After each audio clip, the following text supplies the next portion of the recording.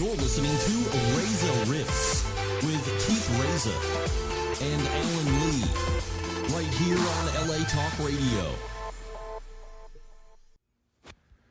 All right, Rifters, welcome to the show.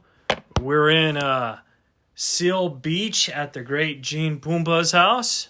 Is it Pompa or Pompa? Pompa. Pompa. Yeah. Pompa. Close enough. Yeah. And Gene is, we're in his podcast studio, and it's really, really nice. And he's wearing his Norm shirt, which he did in my honor. And in Norm's honor as well. You know, it's interesting. So, and it's stuff for me to keep up sometimes with technology. And this is what I have trouble wrapping my head around. Right. A lot of younger people don't have an issue with it. I'm trying to get better at it. So, like, I got this mixer 2 years ago, and now it's antiquated. Yeah. Like, how does that happen? Like, that soon? I have no idea. So then someone showed me a mixer. This friend of mine, he had a mixer, and it was like half that size, and it did 10 times as much. So then you just take the hit on it, right? Right. Like, all right. I guess. No, it's hard to say goodbye. Yeah. Do you drink a lot of mixers? I don't know. No, so then... Oh, you're talking about a podcast mixer. Yeah. Oh. So then, no, yeah. I thought you were talking about a boost. No.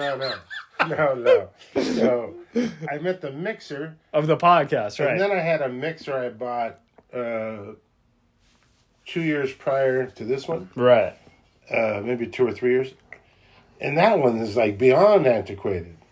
Yeah, when I first started, I had one of those, but I didn't know how to work it. So then, the iPhones and the iPad, they came up with the technology, and I used to do it in Los Angeles at a radio station. I used to air it on the radio. Okay. But then the pandemic happened. It shut that radio station down. Yeah, you can't. You can't. You have to kind of isolate yourself. That was the pitch. Right. Yeah. And so maybe you could have one person, and it has to be like open air and all these weird. Well, because they didn't know at first. I mean, I think there was an agenda to some degree, but also no one really kind of knew this type of coronavirus. Right. It's so weird because I didn't remember Corona 18 being as bad. Well, I remember it being, in retrospect, a little bit like bird flu and swine flu and monkeypox, right? Oh yeah. So all of those were threats, and they were pitched that they were like these widespread, could be epidemic proportions, and they weren't. Yeah. And now in retrospect, when you look at the pandemic, and I get initially you're doing things to err on the side of caution, right? Right. But then when you look at it now, you're like, okay, well, after a few months, when they finally went, okay, you don't have to wipe your grocery bags down. Yeah. And also, you're not going to get it outside, because it was that perfect storm where everyone was doing Black Lives Matter. Right. And they were congregating, and then there was these, in Florida, they're the spring break stuff. Right. And they were calling them super spreaders. I remember, yeah. But that never came to fruition. Yeah. Yeah. I listen, I'm not saying that it was a hoax. A bad idea. Right. Right? No, I don't think it was a hoax across the board, but there was definitely an agenda. Right? And like I got the vaccine because I don't care what goes in my body. I smoked angel dust, did a lot of cocaine, cannabinol. I'm vaccinated, acid, shrooms, all that shit. So a vaccine's not something I was concerned about. Right. And so I'm like, oh, this will make me not get sick. Okay, I'll do it. The only thing I didn't do was the booster. Right. But I did like the 2 vaccines. I got the two shots, but I didn't get the booster, because then when they said, okay, you could get your 4th booster, I was like, okay, this is just starting to get ridiculous. You know what I mean? Like, I don't mind being vaccinated to keep people safe. Yeah. But boosters every year, like, come on. There's a fatigue. You're almost like, fuck it, just let me die. Yeah. I'll just die, fuck it. It's like, fuck, man. But initially it was such a scare tactic, and it was intimidating, because they're kind of pitching you with the notion that you're going to die alone on a ventilator and in intense pain. Right. Like 24 hours a day, 7 days a week, you're going to just live on this ventilator in intense pain. No one in your family or loved ones can visit you because you might infect them. She was going to die alone in screaming anguish. And, you know, that's intimidating. You're like, Yeah. I don't want that to happen. And one of my best friends. I remember my roommate going, oh, well, I still want to have Thanksgiving. I'm like, no, I don't, you out of your mind? Thanksgiving's canceled. I'm not thankful. Yeah. And also, that was the sweetest, like, mixed reward, right? Right. What? Your family can't come over? One of my best friends, his father actually died, and he couldn't see him in the hospital because he wasn't vaccinated. And I was okay. I was just like, oh my God. Like, I felt so bad. Why didn't he just get the vaccination? That's what I was... Let's just see his dad. Yeah. I was fuck your principle. Let that, fix it later. Yeah. Like, it's your dad. You're going to, like, stand on this principle. And now what did you gain? Missing the last few minutes with, a loved one? It's not always the best route. I just felt so terrible for him. But hey, since I've like noticing your pad, I noticed you got a signed Galaxy of the Guardians poster. That's pretty cool. Oh yeah, that guy used to come and hang out at the Improv. Oh really? Yeah, Stan Lee. Oh. And I was somewhere else. So you actually met Stan Lee? A few times, yeah. Holy Lord. Yeah, and then I was somewhere, and he signed this. My nephew had it. Oh. And and I said, sure, bring it in. Yeah. and he was nice enough to sign it. Oh, that's awesome. Yeah. That's pretty I was fortunate at the Improv because the coolest people I had see me was Bowie, Paul McCartney, and Stan Lee. Like, those are probably the top three that meant a lot. I would love to have performed in front of, that I probably never will. Right. Is Steve Martin. Oh. Yeah, that's the person who inspired me the most. He's a Southern California guy from the suburbs, Yeah. And it's enlightening. I don't know if you read the book Born Standing Up. No, definitely I did. Yeah. I almost performed in front of Steve Martin, but I bailed, and I didn't know. Oh, really? In what capacity? So here's the story. So I was doing American Comedy Club with Norm, right? And Norm added a Sunday, and I couldn't do Sunday. So I was like, oh, I'm just gonna go home Saturday night. He's like, oh, come on, Sunday, we got what club? Irvine or no, American Comedy Club in San Diego. Yeah, okay. He's like, I have a feeling a special guest is gonna come watch the show. You gotta come. Oh yeah, because Steve Martin was a big fan of Norm. Yeah, so because the SNL connection, and also Norm's peculiar approach to stand up. Right. That offbeat, almost a Monty Python-esque. Yeah. At times when he would be off the wall. Yeah. Right? So I was like, oh, I don't know if I can. So I said I can't do the Sunday. So I did the Friday, Saturday, right? And then the Sunday show comes. Norm calls me at 7:15. He's like, Keith, I bet you wish you did the Sunday because Steve Martin and Martin Short are here. Oh, I was like, wow, holy really? Lord. And Martin Short? Yeah. So shoot. I guess they performed at a theater that Saturday in San Diego, and they stayed to see the Sunday show. That's cool. Yeah, that was so I one thing regretted I appreciate about those guys. Yeah. Not that they're that old, but, at their age, they still enjoy watching other people work. Yeah. Like, they still get inspired by other people's work, like, that was what I kind of appreciated. Not so much. I mean, it meant a lot to have Sir Paul McCartney see me perform, and laugh a lot. You laugh to it. Okay, so you thought you were funny. He wasn't just looking at you. I followed this super high profile comic. Right. I'm not going to say who it was. Oh, because it's super high profile. But very high profile. But kind of a guy who's still frat boying material up there, and he's was in his mid 40s at the time. Yeah, Chris Kattan, got it. No, I don't think Kattan's even passed at the Improv. Or the store, or the Laugh Factory. Yeah. But no, and shoot, what were we just talking about? We were talking about the high-profile Paul McCartney. Oh yes. So this comic goes up. This guy, super famous and all that, but he's kind of notorious for doing material that maybe isn't age appropriate, right? Okay. I think it's Bill Cosby. No, so it isn't. Getting warmer. No. So it wasn't resonating. Right. And then a few friends were like, he loved your stuff. And I was like, oh, that means a lot. Because I do have Brits that like my stuff. Right. Because it has that kind of sensibility, you know. Well, it's literal, you know. It's not a lot of crowd work and other stuff that's just, you know, whatever. Do you think Britons have, like, the best sense of humor?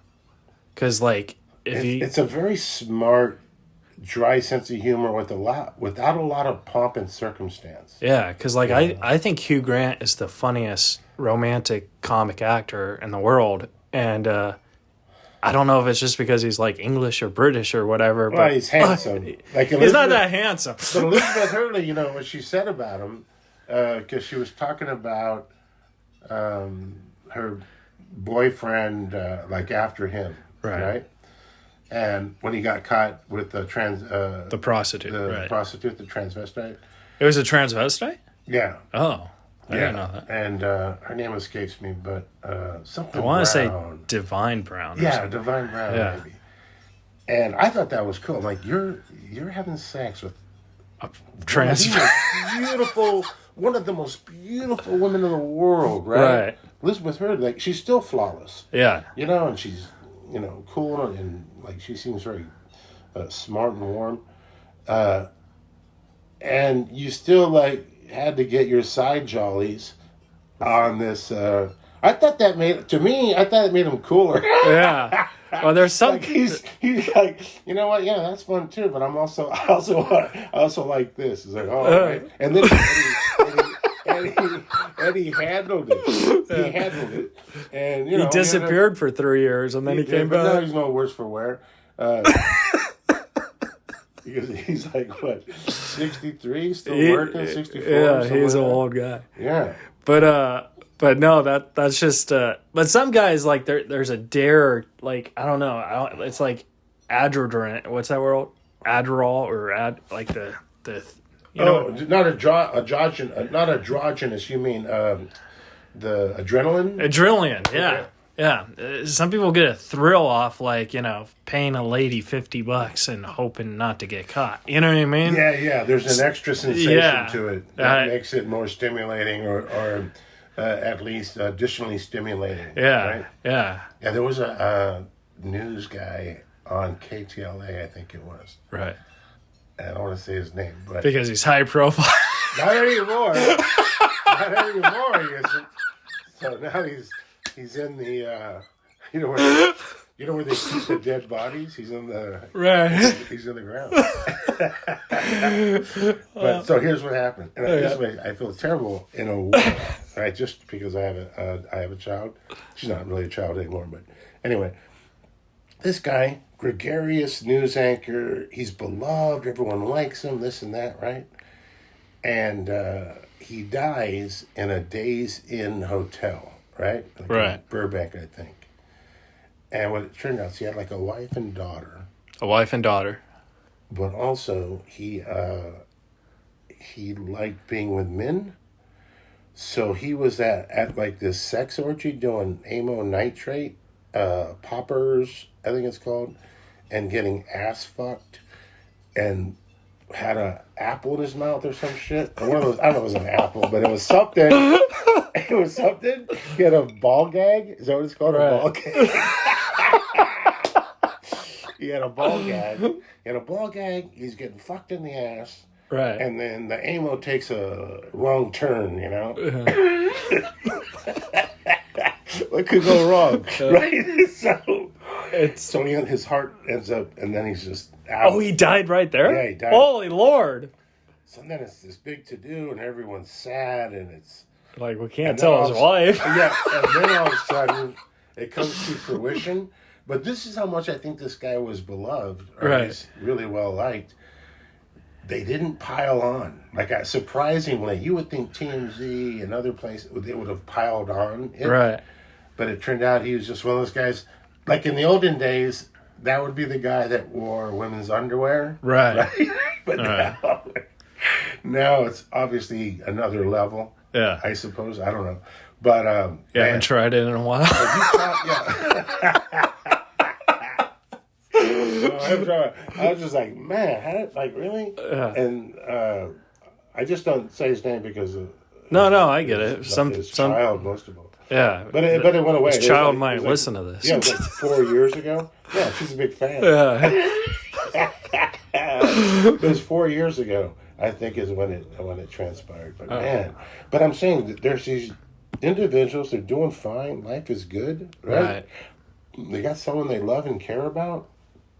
And for whatever reason, some individuals need extra. They just need that extra. That extra thrill. And that was his thing. And now he's dead. Oh. Hugh Grant, like to his credit, like I said, did kind of face the music. Right. And then just wrote it out. Yeah. And then everybody went, all right, well, hey, guess what? Eddie Murphy also... Well, these guys... Remember Eddie Murphy played it off? He goes, I just want to give her a ride home. You want to give her a ride home?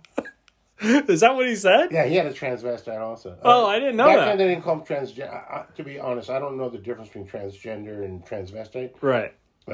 Because I grew up in a different generation. Right. We don't want you to get canceled over this. Yeah. No, but I'll be honest, like when I was young and I took human sexuality at Orange Coast. Orange Coast College. Yeah. I go to school there. Yeah. Oh, you do? Okay, yeah, cool. Screenwriting. It's actually a great school. For a JC, it's almost like a university. It's so good it doesn't teach you what the difference between transgender and That's how good it is. They don't know shit about gender. Do you want to know nothing about gender? Sign up for our human sexuality class. See, this is one of the things why I think podcasting is so great because, like, you know, we're just two guys just talking about the business and making each other laugh. You know what I mean? Man, so, like, I think that I really do think podcasting is going to replace late night because you know how, like, possibly, because like comics would be like, oh, I want to get on Letterman to do that. Or Johnny Carson to do that 5 minutes. But I think podcasting is where it's at because everybody listens. You almost want to do them in tandem, right? Yeah. You know who's the guy who I kind of, I don't envy, but I admire. Right. I'm inspired by. But is Nate Bargatze, I think. I love him. And so he has, like, he branded himself, not in a pretentious way, but he has a thing called Nate Land. And he started producing, like, just a handful of comics. Specials. Yeah, Dustin Chafin. But then he also like does these great theaters. Yeah. And he's pretty clean. Yeah. He's relatively clean. And man, that guy, he's one of the few him and John Mulaney. There's a few others, but that really I can watch every time. There's some of the few that I'm like, oh, I want to see this. Right. New 1 hour or 45 minutes or hour 10, whatever the fuck they're doing.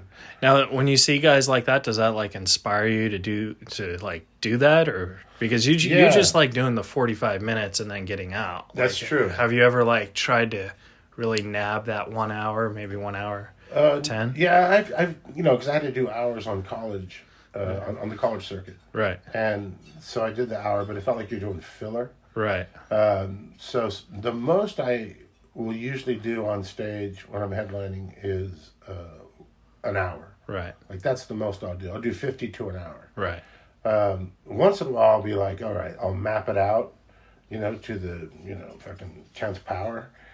And I'll just do 45, 47 minutes just as fat-free as I can put together. I don't care if it's material from 20 years ago or 2 weeks ago. I just want this fat-free feeling, on stage. And so I'll do that sometimes, and because that feels great. Right. Where it's just like right when they're starting to come down like a wave, you bring them back up. Like you get to a point where you have enough material that's killer that with certain audiences, if you want, like you can almost physically hurt them. Right. Like you could just max it so hard. No, definitely. But with some crowds, you'll get that. And then you'll get these elongated, applause breaks and stuff, which I never gave a shit about applause breaks. Oh, I do. I think it's the best thing. If it comes from something literal, right. I have no problem with it. But if it's you're the best crowd I've ever played to. Then it's not so. Oh yeah, yeah. exciting, When you're bullshitting it, like yeah. When you're kind of being, you're just patronizing them and pleasing their bullshit. like thanking them for coming to the show. Yeah, and give yourselves a round of applause. That's not really an applause. Without you, there would be no show. That's what I like. Like, there's guys like Gaffigan, Bargatze. With Gabriel Iglesias, I notice sometimes he'll get applause, a little bit like Pablo Francisco. Right. They'll get applause on. His name's Pablo? I thought it was Pablio. No, Pablo. He's Colombian. No, Chilean. Forgive me, he's Chilean. I'm Pablo. Just kidding. I know his name. Oh, you know? Oh, you did? I like calling him Pablio. Just off the record, or on the record. You are on the record. Are his parents still with us? They're like the sweetest people I ever met. I met them at Tempe Improv a couple of times. Oh, really? Yeah. Well, let's ask him tonight. Okay. Yeah. They're like the nicest. They're like the cutest, and they speak fluent Spanish. And Pablo will speak Spanish, to his folks, and he kind of seamlessly goes from Spanish to English. Yeah.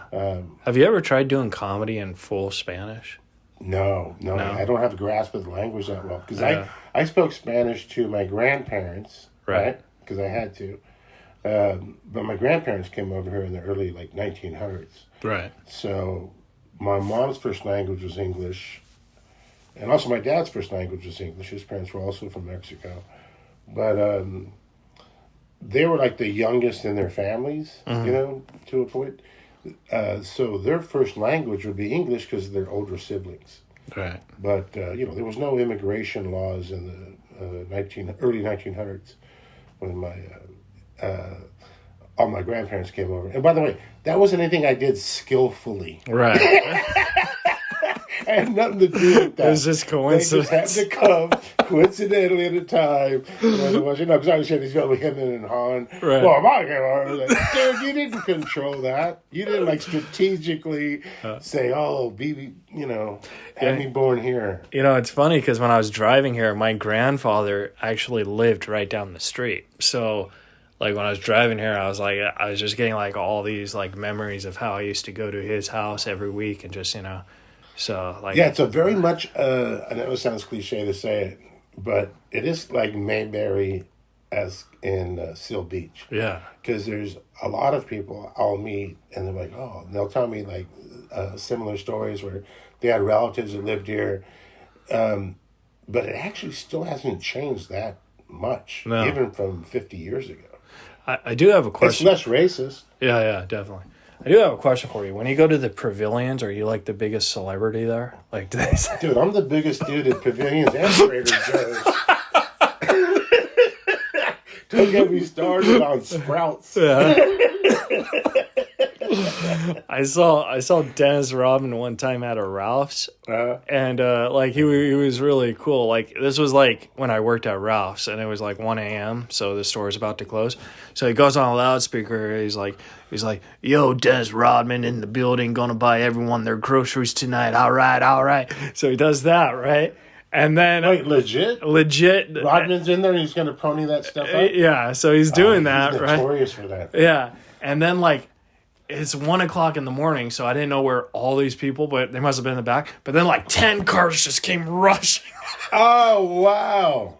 Word got out. Yeah, it was just so funny because it was I was holy Lord. And this is probably not when there were phones, right? Or maybe this was when there was phones. But this is a phone society. Yeah, but I just thought it was hilarious because it's one of those things where you try and do something nice, and then you do it, and then you don't expect the consequences of it. I don't think you wanted the onslaught is. Yeah, he didn't want to pay for 20 people's groceries. Here's my Rodman story. My best friend used to run clubs, right? Right. He'd be the operations manager, right? Which is really just the general manager. Well, no, he had the clipboard, and he's the one that kind of had. That's when you were doing pick and choose. Oh, okay. At the ropes. So Rodman would come into the club a lot, and people love seeing Rodman. He was like a party. This is late 90s. All right, late basketball 90s. years. Yeah, okay. Late 90s, early 2000, and people love him.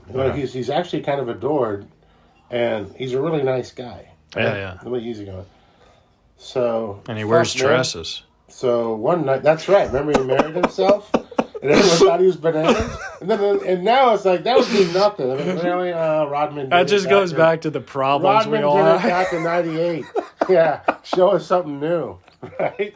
If anyone married themselves, doesn't matter their gender, it would just be like, no, it's already, come on. Right. Find a new angle. But, so he would come in there, and this is post Carmen Electra marriage, I think. Right. And so one night he decides, I just walked up, they used to call it the galley, right? You'd go up to the VIP. And my friend ran it, so that's why I got to go to the VIP. And one night Rodman, just out of the blue, I kid you not, he always has a table if he wants or this and that. But sometimes he just likes to meander, He's just one of those guys, he'd rather talk to real people than people that, whatever. All of a sudden, he just starts fucking throwing up C notes. Right? He takes, I don't know how many fucking C notes. I grabbed one because I want to be greedy. Right. But he must have thrown up like 2,500 or 3,000. It's like, first he just tipped the bartender, C's, right? Yeah. And then he grabs the thing and he just goes, bah! And he just throws it in the air, makes it rain. Yeah. And so the best part was when he had to close out his tab, he didn't have any money.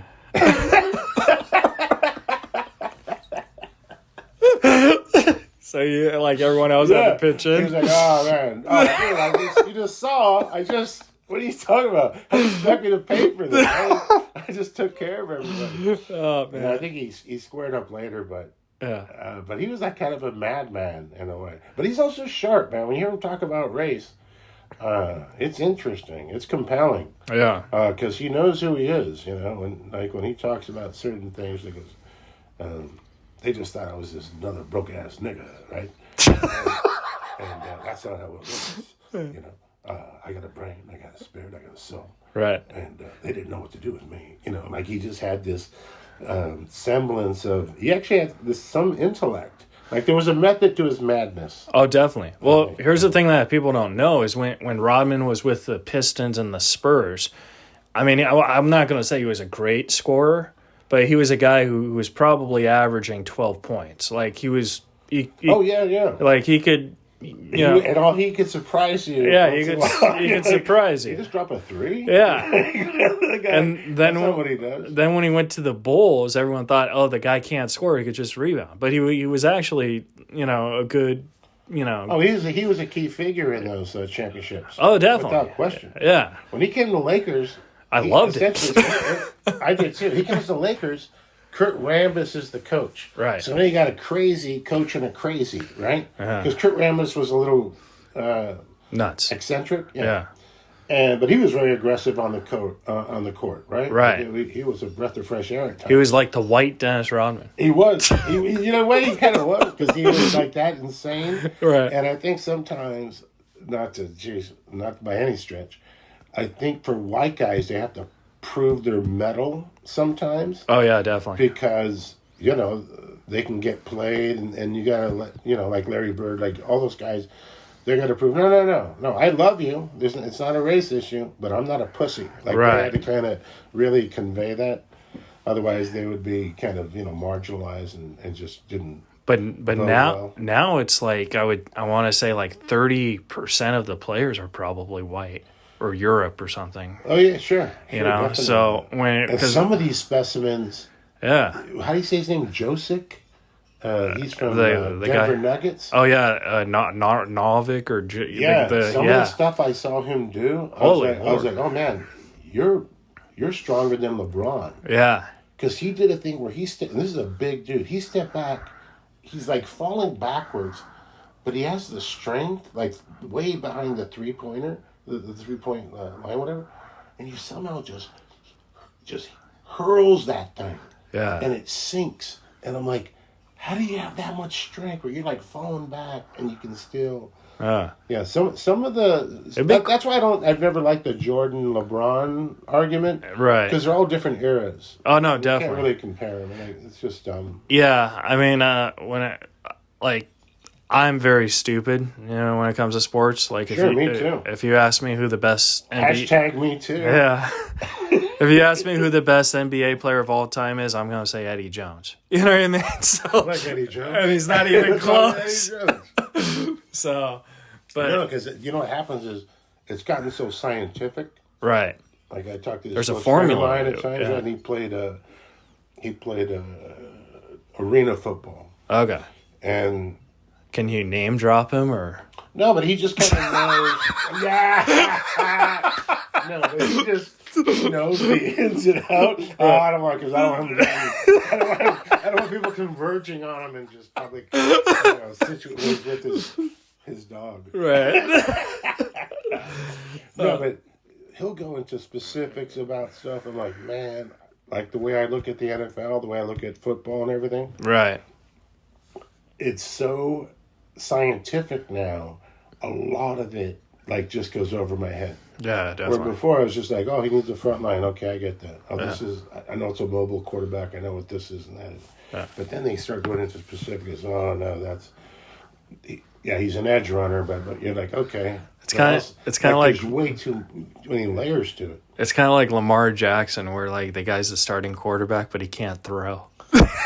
Yeah, he just runs. You know who was great? He was one of my favorite quarterbacks ever. What? Was Steve Young. Oh, really? Yeah, I liked him more than Montana because I always liked the scrambling quarterback. I always liked the quarterback that looked like a running back. Right. And can do the gun and run. To me, that was always the most impressive. Yeah. And we're getting back to some of that now, but yeah, because I don't know, the finesse quarterback, like when we had on the Rams, wherever we go through, right? Everett or Hayden Goff, right? Yeah, I don't know much about football, so these players that you're name dropping. Or Stafford, right, who got us the ring. Right. The ring or the bowl? He got us the Super Bowl, baby. We finally, you know why it was worth giving away the farm for that Rams Super Bowl? Why? It was the first year in Los Angeles. Yes, right? We won the fucking trophy in the city of Angels. Yeah. And you know what? That's worth its weight in gold. We don't have to win shit for the next 20 years. I could give a fuck. Right. The fact that we got that it's just... And also it quashes all the shitty Raiders cholas. Oh, yeah. That are all mad. Yeah. They're all mad. Raider fans are crazy because, remember when they were in Oakland and, I saw this guy, he got, an Oakland Raider tattoo. He's like, Oakland Raiders for life, baby, And then they moved to Vegas. It's like, dude, what are you going to do with that tattoo? Well, even that's... I will say this about sports. Yeah.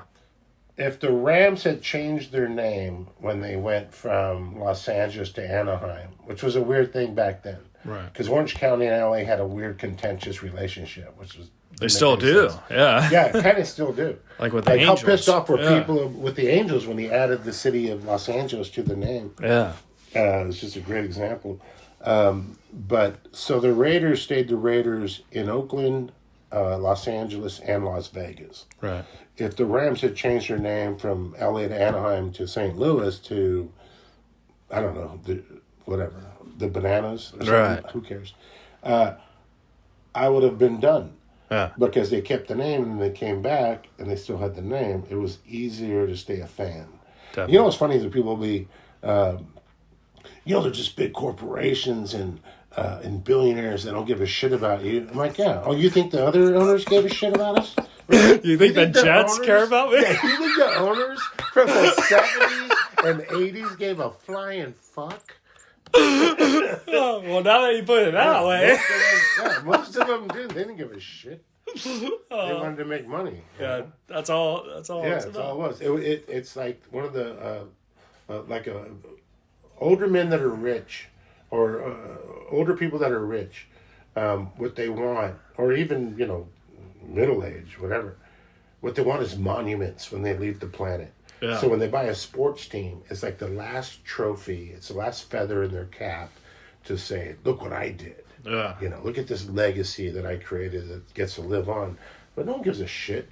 Because after you die, like we love Norm Macdonald, right? Right. We love him. You know, we someone love his son Dylan. Right. And we hope, we wish Dylan well. We want him to. Dylan should do comedy.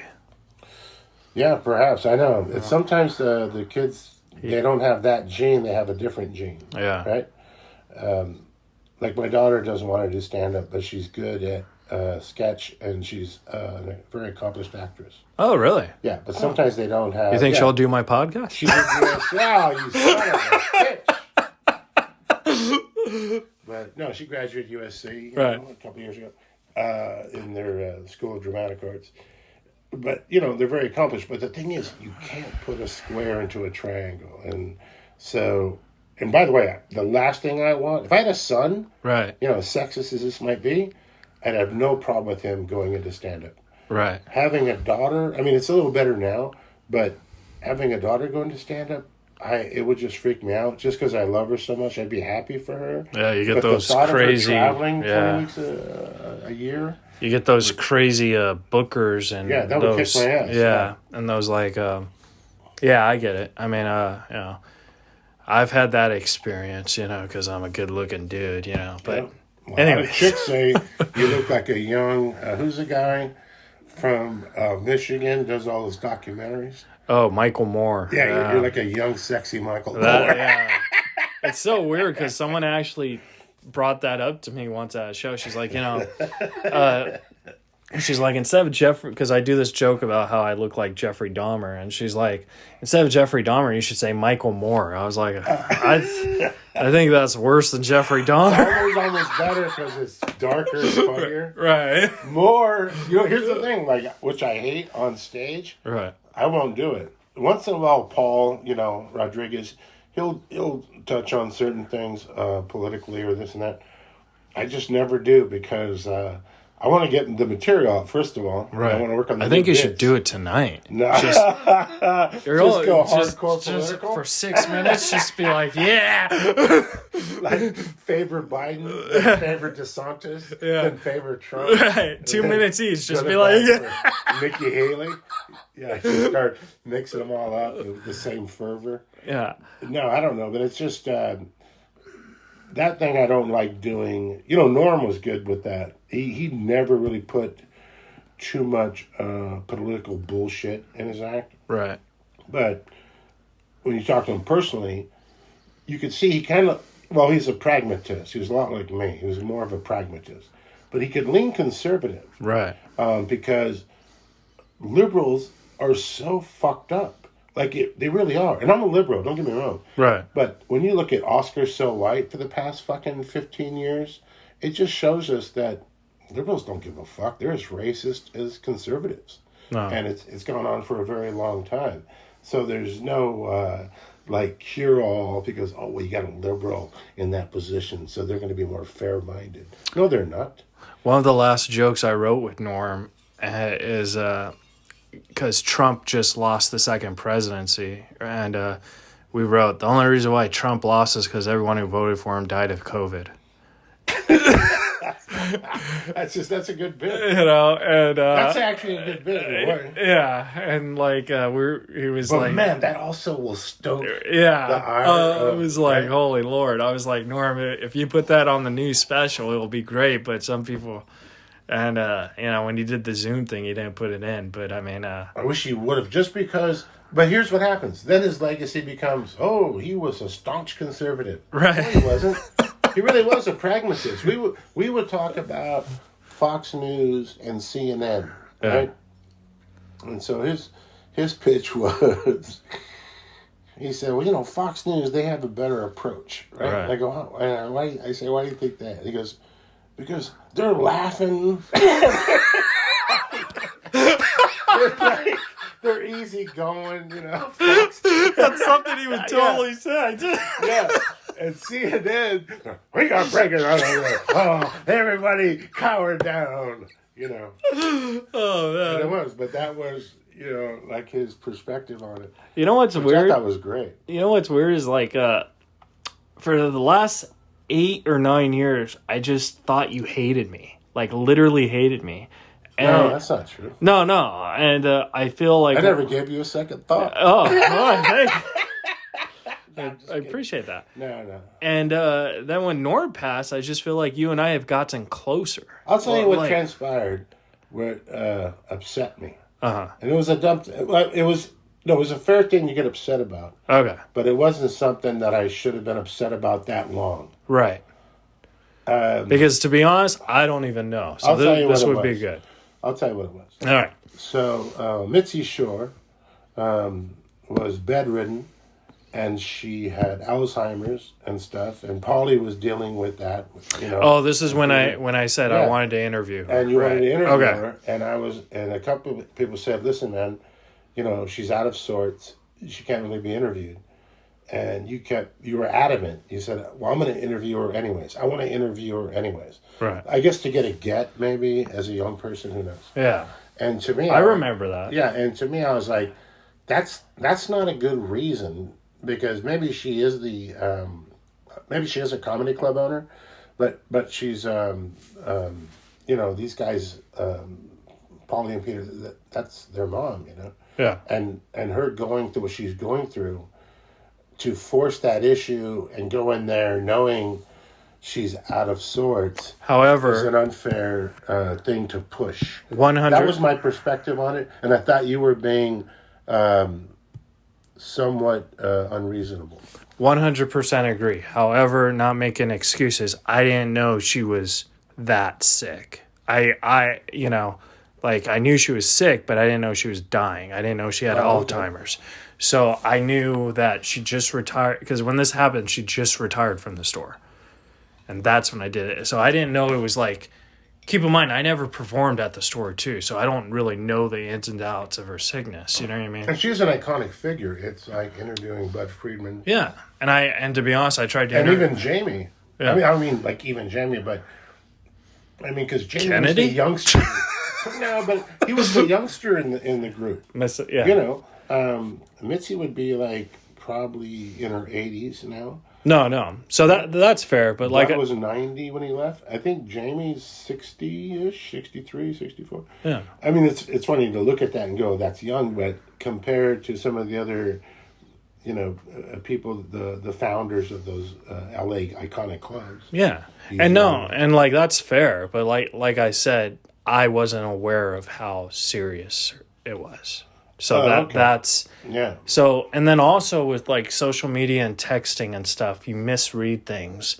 And with my Asperger's, that gives me a disadvantage because I do misread things a lot. So I probably did put a little more mustard on that situation. You know what I mean? Mm-hmm. So I'll own that, but I didn't. Oh, we just fist bumped, but I didn't mean it. Oh, we're going to do much more later. Yeah. But so what I was saying is I feel... You're in the love cast room. Yeah. You're with the love caster. So I feel when Norm passed, you and I actually like started bonding. And I thought it was the first time we started talking, I just thought it was kind of weird. I was like, this guy hates me. Why is he talking? And now, I guess I'm trying to say I'm glad that we're talking and we're friends. Good. No, because I like you a lot. Time, and he was a huge, and thank you for that. He was a huge inspiration. I started around 89, and I did like 10 sets, right? And that's all I did that year because I just would get stage fright. Right. And I saw Norm on Letterman, either before or after, and he had this style, like him and Drake Sather. Oh, I love Drake. Yeah, and we were like, oh, guys, kind of from our crew or us weirdos. Yeah. Letterman likes us, right? Because Letterman was like a weirdo. Because we're all laughing. No, because he was like Letterman. Like when he had that 12:30 show initially, it was a lot of experimentation. But also he would have Hicks, right. Norm, Schneider. Who else? Kinnison, of course. Definitely. And Scheidner. He had all these great comics, right? I think maybe Margaret Smith. That was the one I really loved. I mean, I love them all, but I just remember him having that extra offbeat sensibility. And so then I was like, all right, you got to step up, you know. Then I got yelled at also by my boss at Nordstrom for coming in late. I'm like, I can't do this shit. I got to start working like every night if I can, right? Yeah. And I didn't work every night, but I worked twice a week. So I literally put in the work, right? Yeah. I would go up twice a week no matter what. I don't care if it was a talent show, whatever. I'd find a way to go up twice a week. And then finally around 91, I had a decent amount of material, and I worked squeaky clean. And then I got passed at the Improv on the end of 91. Uh-huh. And then... Vince Champ brought you in as his opening act. No, he said I was too fat. You know, and not blonde enough. So Gene... No, but so what happened was, that started, let me just give you one last Norm thing. So, I got passed at the Improv, and all of a sudden I cranked out like, I swear, like 15 TV spots in a year, right? 3 MTVs, 2 Evening at the Improvs, the A-List, a bunch of shit on Comedy Central, in Living Color, all this crazy stuff. So then I'm cooking, and I meet Norm around 92, I think, 91, 92. And he just had it, Dylan, and I remember looking at Norm and being like, look at that guy. He's married. He has a son. He's got it together, right? Because I thought he was like conservative in the way that he had this traditional family, right? But that's not, that's not really how he is. No, definitely. He's very much his own person. But we become friends, right? We become friends. Year later, or 2 years later, I do Conan, and we're shooting pool upstairs at the Improv, and he's working on Roseanne's show as a writer, right? Mm-hmm. Like a writer producer or something. And so we're shooting pool, and I said to him, I go, hey man, so you write on the Roseanne show now. You did all those Letterman spots. You ready to be like a kind of a producer and like, create these sitcoms and stuff? And he goes, no, I want to be famous. That's what he said. He goes, no, I want to be famous. I go, oh, you do? He goes, yeah, oh, you kidding me? Oh, man, I hate that job. But you go in there, make a lot of money there, take care of everybody. He would say, and then sure enough, like shortly thereafter, he got on SNL. Yeah, and then he was, off to the races. Well, Gene, I want to respect your time, and we also have a show, but I do have one last question for you, which I actually had two, but if you want to fast track it. One, I wanted to ask, did Living Color give you a big boost? And then the second question I had is, if you could go back in a time machine and talk to a young Gene, what advice would you tell him that you know now? Don't smoke pot. Don't smoke pot. Yeah, don't smoke pot. You can have a drink once in a while, but I think pot, I've seen, Mitch Hedberg, other guys, they pretend it's this mild thing, but I've seen potheads go, there's a few others, it just takes a focus on the material. The other thing too is you learn that you have to enjoy the journey. Right. But also you just have to know what you want. I really needed to know what I wanted because my thing was SNL or nothing. Right. So I didn't have a B plan. I thought I'll do stand-up. I'll get a showcase for SNL because I do characters. I did a 4 in Living Colors. I thought, okay, so this is a good breeding ground for that. And then if I don't get SNL, then I guess I become a writer. I really didn't have a concise backup plan. And then I showcased for SNL for Marcy Klein, who used to be the head person. I actually talked to Norm when he was at SNL because I was trying to get advice. I could do what I do. She said, I'm going to meet with Lorne, but she's not returning my call. She goes, oh, man. He goes, I got to go. Because he's not going to, which is fine. He was a good friend and everything, but he's like, look, I have no pull. Right, yeah, definitely. That was our ass.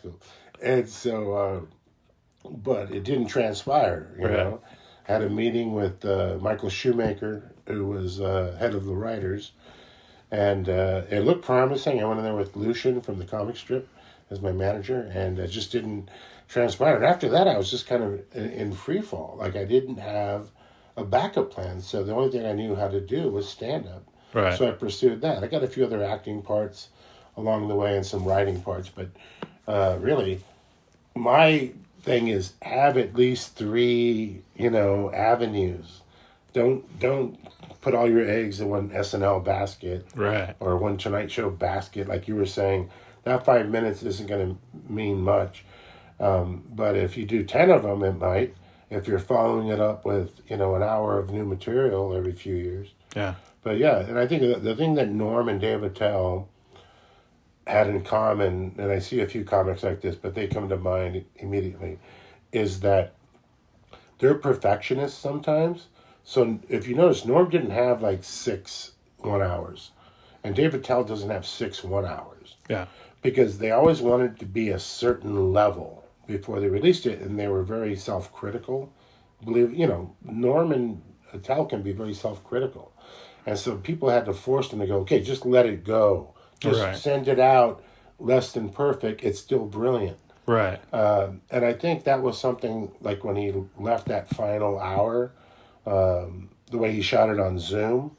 I think he just wanted to catalog, his legacy one more time before he left the planet, regardless of the audience. Because in a way, the way he would perform, he would believe in what was funny. And he knew most of those bits he did on that Zoom were going to resonate. Oh, yeah, definitely. It might not be 100%, but the 90% is going to resonate. I helped him write that blackjack joke. So when that was in the Zoom, like, that was hard for me to watch. It took me maybe 3 weeks to watch the whole thing. So when that was in it, I was like, oh my God, because like we were preparing for a tour for that. But I liked it because it reminded me a little bit of Spalding Gray. Yeah. He did it from a lens that was similar to that, I thought. Yeah. So except that he crystallized bits as a stand-up as opposed to doing these, anecdotes or these stories. He just sort of fat-free cranked them out. Definitely. And then the last question I had for you is, where can the folks at home follow and support you? Instagram. Gene Pompa. All right. Spelled Pompa. It's phonetic. Gene, thank you so much for talking with me, and it was fun, and I'm glad that we're amigos now. Yeah, man. Okay. Oh, fist pound. We are one. We are one. Now we have to go to the gig. Subscribe, rate, and review, guys. See you next week. Cheers. You're listening to Reza Riffs with Keith Reza and Alan Lee, right here on LA Talk Radio.